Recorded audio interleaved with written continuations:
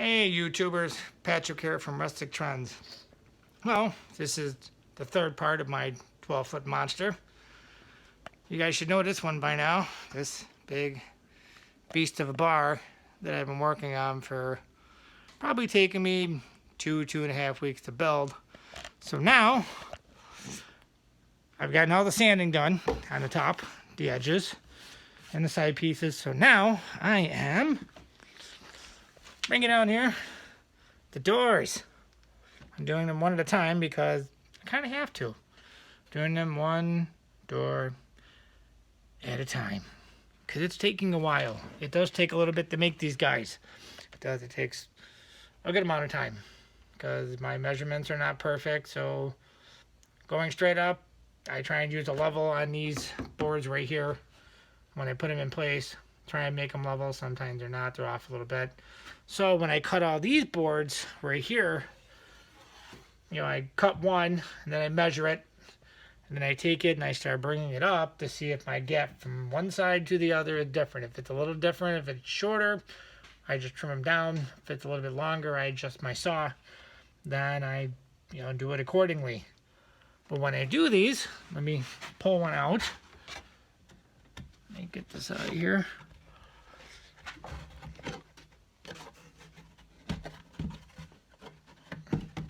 I put these on the back for support. I put 3 of them.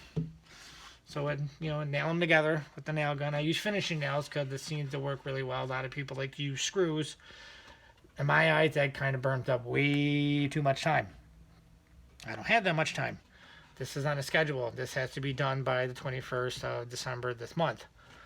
So, well, this will be done. I just have to do the bar stools. So, working on the doors here, I have cut my straight pieces for my reinforcements right here for my doors. 3 of them for each. I only have 3 more doors left to make. I got them lined up. And I have all the wood down here, as you can see. Just kind of sitting in there. So they have to be cut to fit. But what I'm doing right here, I will try and put this down. And hopefully you'll be able to see what I'm doing. And get the nail gun out of the way. Oh, and my legs are popping off my tripod because I bought a cheap one. And I definitely got my money's worth, I guess you could say. But in the future, I will definitely get a better one.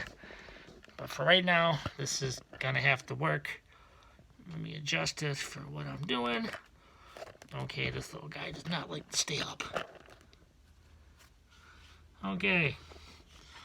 Let me move the board out here a little bit farther with the camera. So maybe everybody out there will be able to see what I'm doing. I know I should edit all this stuff. But unfortunately, I don't have kind of money for a really good laptop and editing and things like that. So now, this is one of my one of the doors. And what I'll do is my wood right here, put it in there, line it up the best I can, staple it down. This is a cheap Harbor Freight 18 gauge brad nailer, so it does the trick. And there's that compressor.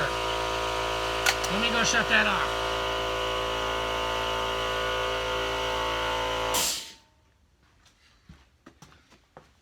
Okay, sorry about that. But you need air to do this stuff. So there'll be enough air in here to nail these down really quick.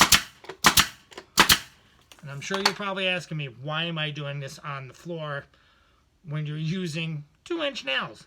Well, when they penetrate into both of these pieces of wood, kind of hits the concrete and it kind of mushrooms over some. So this way it kind of locks them together. Sometimes the heads don't want to go down all the way. So what I do, I'll just hurry up and do this really quick. Hopefully I won't run out of air and it won't kick on. Let me just get these in there really fast. Get this one on.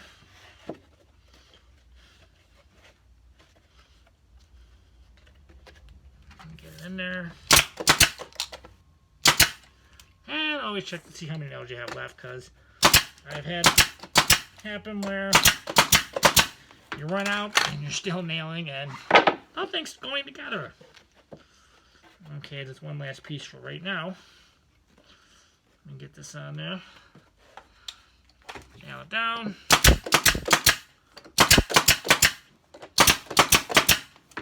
Okay, what do I do now? My good old trusty hammer here. I always nail the heads down a little bit more. If you don't, they're going to stick up. You're going to catch your hand on them. Kind of run your hand over them lightly. Make sure they're not sticking up. You know, sometimes they like to. Sometimes they don't. Nail them all down. Hopefully not making it too loud on the microphone.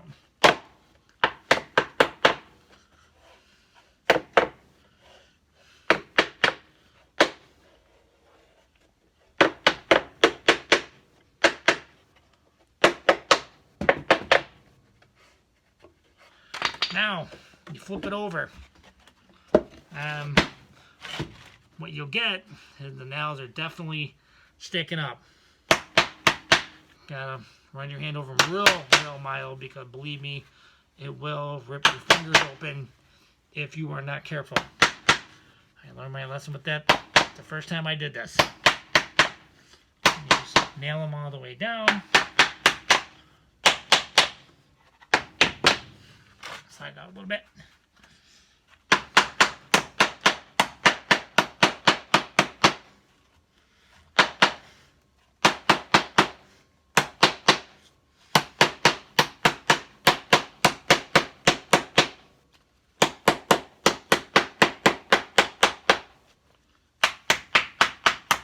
And being on the ground kind of helps, you know, get you a nice, good, solid surface to nail on. Not the best for your back, but gets the job done. So all I really got to do at this point is, let me show you, just make this little section in here. I had this piece already ready to go, but I just got to run it through my table saw and trim it down. So once I trim that down, it will fit into that doorway right here. So when it goes into there, you know, on the sides here, you know, these will be my hinges, and on the side it'll, you know, if the door doesn't like to close, you just take your palm sander with a really good 80 grit sandpaper and you go along the edge. So hopefully, you know, you guys will be able to learn how to make a quick, easy door. Not that hard to do. It's cheap, inexpensive. And a lot of the wood that I did use is actually all the leftovers from, you know, the wood that I cut, you know, when I did the top, and, you know, when I made the shelves, you know, the wood on the sides, you know, when I wrapped it. So, you know, there's a lot of leftover pieces, and you can use them. That's what I did. I saved them all. So, you know, whatever I try and, you know, not to discard, if I can still use it, I do. But the stuff, you know, eventually, you know, you can't keep everything because it will pile up, and believe me, it does. You know, pressure treated wood, you know, you cannot burn. You know, regular wood, like pieces of 2x4 and that, you can. If you have a campsite or something like that, or, you know, you want to have a fire or whatever, you can. But pressure treated wood, big no. Do not do that. Very dangerous. The chemicals are toxic. So, but I also did, I made just a little jig, I guess you could say, you know, piece of wood for when I put the door on right here. I have a piece of wood, like a little block that I made, you know, a certain height, so I know where to put my hinge. I put it there, and then I put it on top coming down. That's where the other hinge goes, right there. Same thing for, you know, when I do it on my door for the handle. I put it on a handle in a certain spot. I got another piece of wood. I'll show that when I'm ready to do that. So when I'm putting all the doors, when they're all complete and they're ready to start going on, I will make another video of an easy way to just make a piece of wood, make a little template out of it, and you can use it repeatedly. Just mark it like I did. I just marked it, you know, hinge. So this way I know it's for my hinges. The other piece of wood, I marked it for handle. So I know that one is, that little gauge I use for my handle. So, little pieces of leftover wood, you can use them as templates for things. Works out good. But for right now, I got 3 more doors I got to finish, and I want to be able to get the doors on and get this thing in color and cleared, because I need the room to, have this out here so I can start on the rest of the build. So thank you guys for watching. Please, if you're new to my channel, please subscribe and give me a like. Like I said, of every single video that I've done so far, I am not a professional woodworker. I am not. I learned as I go along. So if you got any, negative comments, it doesn't bother me. I can take constructive criticism. Or if you got really good tips on how to speed up my process or things that will help me along, be more than happy to leave a comment. I will learn from it. Will help me make me a better carpenter, I guess you can say. So thank you for now, and I'll see you guys soon.